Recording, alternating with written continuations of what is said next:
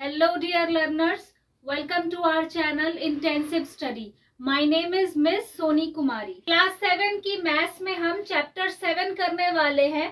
Chapter 7 is congruence of triangles. Congruence of triangles यानी त्रिभुजों की सर्वांग समता. आज हम इस वीडियो में इसका इंट्रोडक्शन करेंगे यानी समझेंगे कि कॉन्ग्रुएंस ऑफ ट्रायंगल्स या त्रिभुजों की सर्वांग समता क्या होती है. इसे सबसे पहले के एग्जाम्पल से समझते हैं.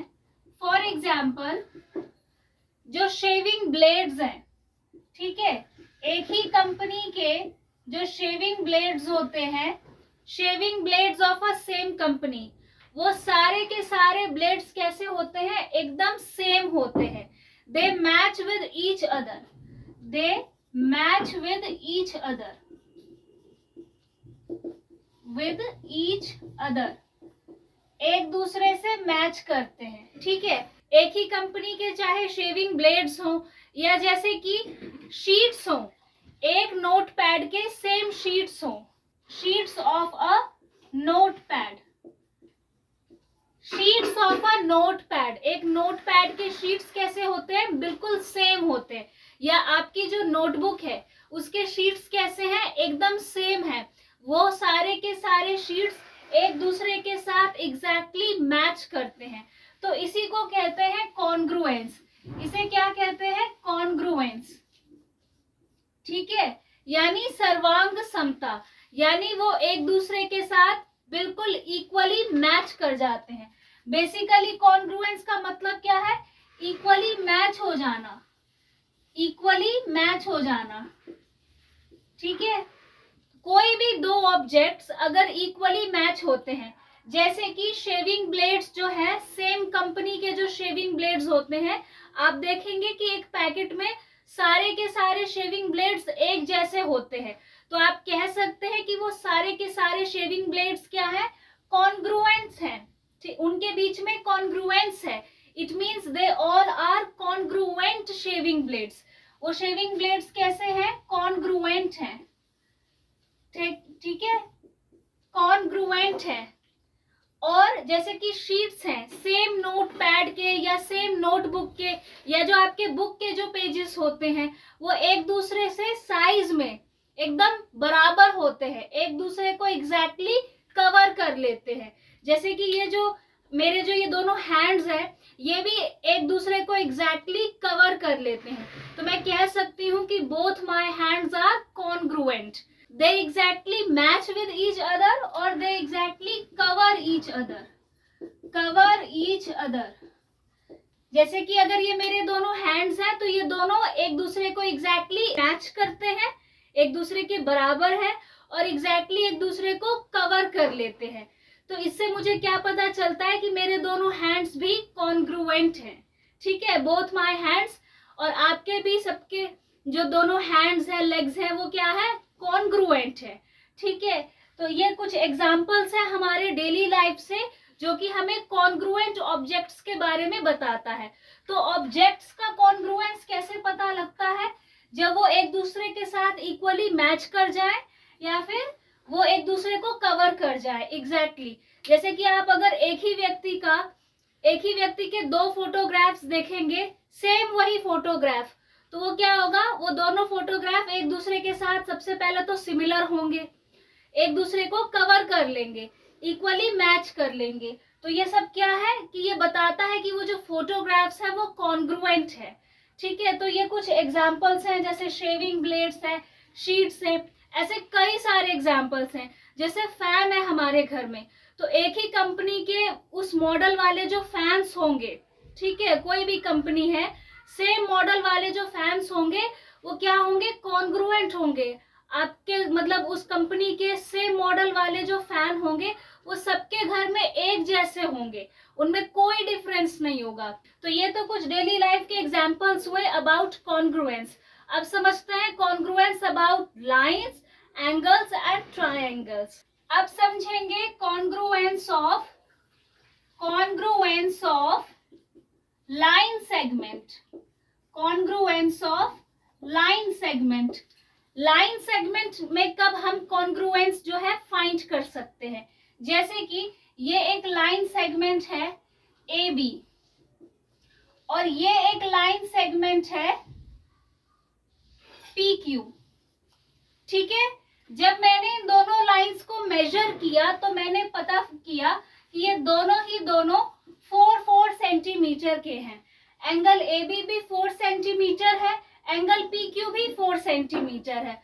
It means both the lines are congruent, both the lines are congruent. तो मैं लिख सकती हूँ ए बी जो है वो इक्वल है पी क्यू के, और मैं ऐसे भी लिख सकती हूँ कि ए बी जो है वो कॉन्ग्रुएंट है लाइन पी क्यू के।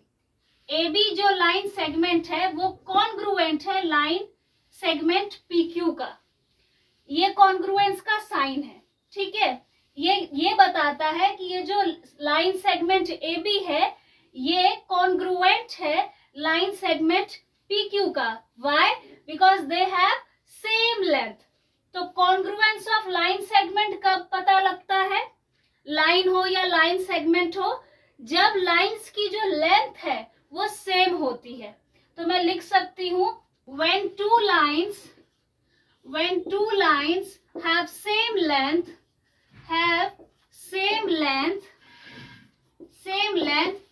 then they are congruent to each other,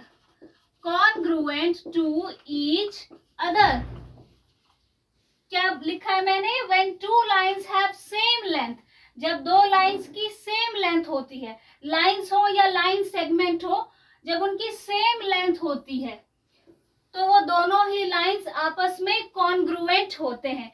it means A B, line segment A B is congruent to line segment P Q. So lines को कॉन्ग्रुएंट होने के लिए क्या चाहिए? सेम लेंथ चाहिए, तभी हम कह सकते हैं कि लाइन सेगमेंट जो है वो कॉन्ग्रुएंट है। अब समझेंगे कि कॉन्ग्रुएंस ऑफ एंगल्स के क्या कंडीशन है, तब हम कह सकते हैं कि दो एंगल्स कॉन्ग्रुएंट हैं। जैसे कि ये एक एंगल मैं ड्रॉ कर रही हूं, ये एंगल ए बी और ये सी, और ये है 40 डिग्री का। ठीक है, इसी तरीके से एक और एंगल है, ये है पी क्यू आर, ये भी 40 डिग्री का है। ठीक है, आप यहाँ पर देखिए एंगल बी एंगल क्यू दोनों पे सेम डिग्री के एंगल्स बन रहे हैं 40 डिग्री। जब आप इसे इस पोर्शन को जब यहाँ पे रखेंगे तो ये जो क्यू है ये एग्जैक्टली बी को मैच कर लेगा, because they have same angles. तो यहाँ पर आप लिख सकते हैं, क्योंकि एंगल बी जो है एंगल क्यू के एकदम बराबर है, दोनों 40 डिग्री के हैं, ये जो बी है ये क्यू के बिल्कुल बराबर है, एंगल बी एंगल क्यू के।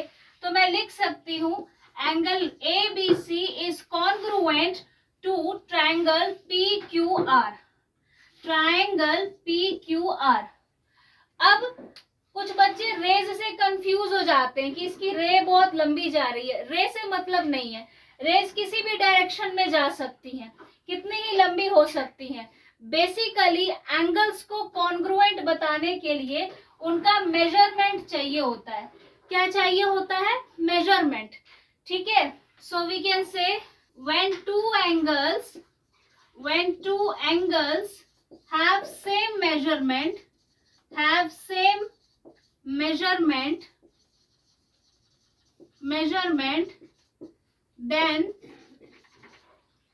then they are congruent to each other,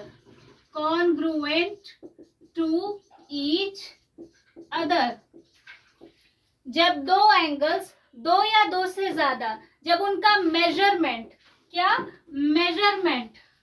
measurement same होता है तो वो एंगल्स कॉन्ग्रुएंट होते हैं, यानी सर्वांग सम्मत होते हैं, उनमें सर्वांग समता होती है, वे इक्वल होते हैं। Angle A B C is congruent to angle P Q R. Why? Because they have same measurement, they both are of 40 degree, दोनों का मेजरमेंट 40 डिग्री है। That is why angle A B C congruent है angle P Q R का। और साथ ही साथ मैं आपको एक चीज और बता दूं कि जरूरी नहीं है कि यहाँ पे दो ही एंगल्स हो। यहाँ पे एक और एंगल भी हो सकता है, एक और एंगल भी हो सकता है, ठीक है। ये भी मान लीजिए 40 डिग्री का है, ठीक। ये है एक्स वाई जेड। तो आपको क्या करना है, जैसे कि एंगल एबीसी कॉन्ग्रुएंट है एंगल पी क्यू आर का, तो ये भी तो इसके साथ ही बना हुआ है और इसका भी मेजरमेंट सेम है। तो angle P Q R is congruent to angle X Y Z, X Y Z. तो आपके जो एंगल्स हैं वो जरूरी नहीं कि दो ही कॉन्ग्रुएंट हो, कई सारे एंगल्स कॉन्ग्रुएंट हो सकते हैं if they have same measurement, right. तो यहाँ पे हमने ये चीज को क्लियर कर लिया। और एक और चीज, आप ये जो एंगल्स लिखेंगे ये बिल्कुल ऑर्डर में लिखेंगे।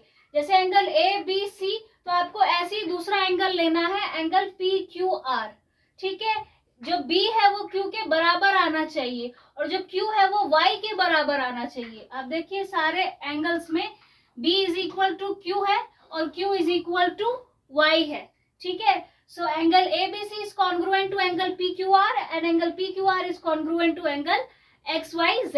अब समझेंगे कॉन्ग्रुएंस ऑफ ट्राइंगल्स के बारे में, यानी त्रिभुजों की सर्वांग समता के बारे में, क्योंकि ये चैप्टर क्या है, ये चैप्टर यही है, त्रिभुजों की सर्वांग समता। सो इसलिए अब हमें कॉन्ग्रुएंस ऑफ ट्राइंगल्स जरूर समझना है, क्योंकि चैप्टर ही यही है, कॉन्ग्रुएंस ऑफ ट्राइंगल्स यानी त्रिभुजों की सर्वांग समता। तो आप देखिए यहाँ पर दो ट्राइंगल्स हैं, ट्राइंगल ए बी सी और ट्राइंगल पी क्यू आर, ठीक है। अब ये जब ट्राइंगल है, जब मैंने इसके साइड्स को मेजर किया तो ये बिल्कुल पी क्यू आर के बराबर आया, ठीक है। यानी कि ये दोनों ट्राइंगल्स साइज और शेप में एक बराबर हैं, साइज और शेप में इक्वल हैं। तो ट्राइंगल्स को कॉन्ग्रुएंट होने के लिए क्या चाहिए, they should have same size and same shape.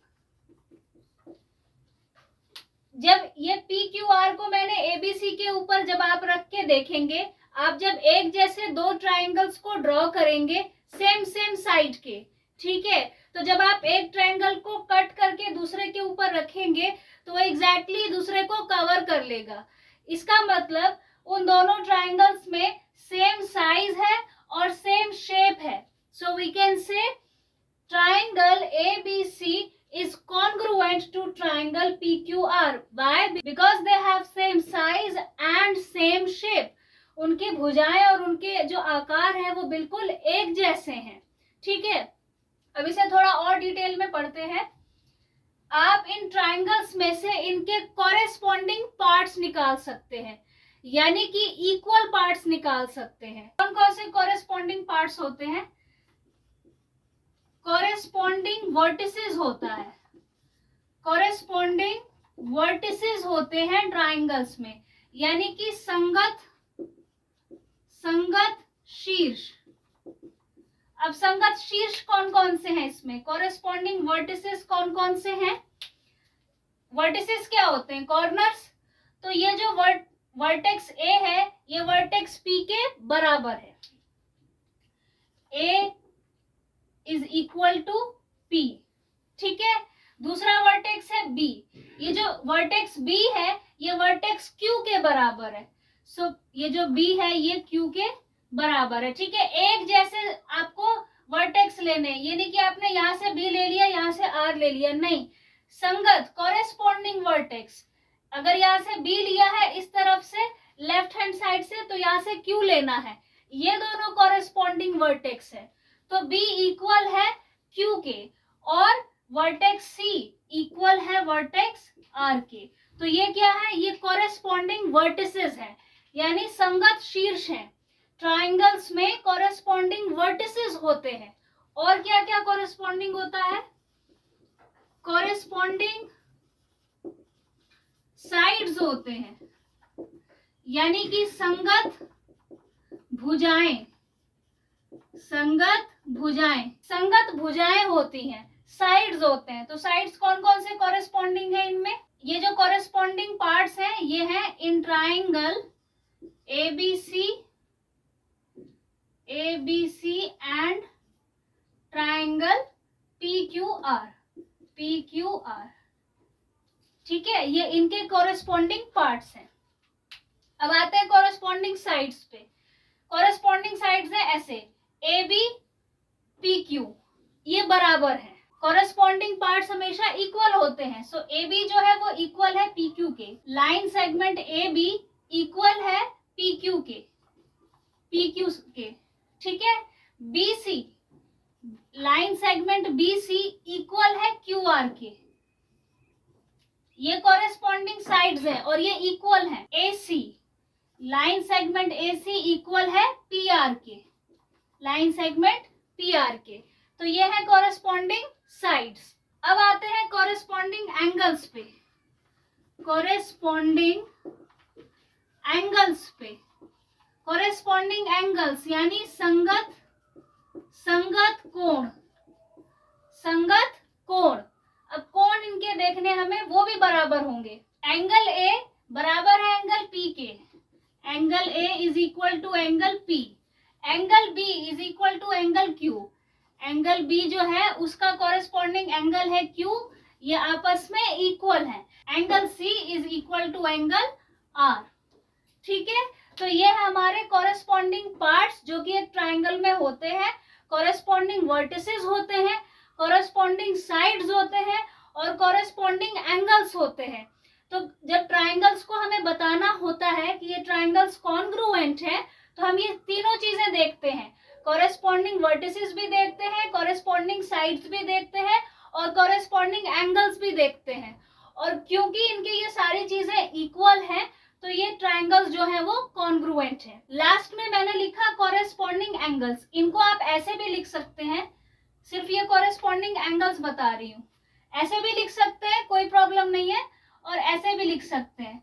Angle A is corresponding to angle P, angle B is corresponding to angle Q, angle C is corresponding to angle R, ठीक है। ये corresponding दिखाने का तरीका है। अब इन सारी चीजों से हम किस कंक्लूजन पे पहुंचे हैं कि triangle ABC is congruent to triangle PQR, triangle PQR, right? Triangle ABC is congruent to triangle PQR.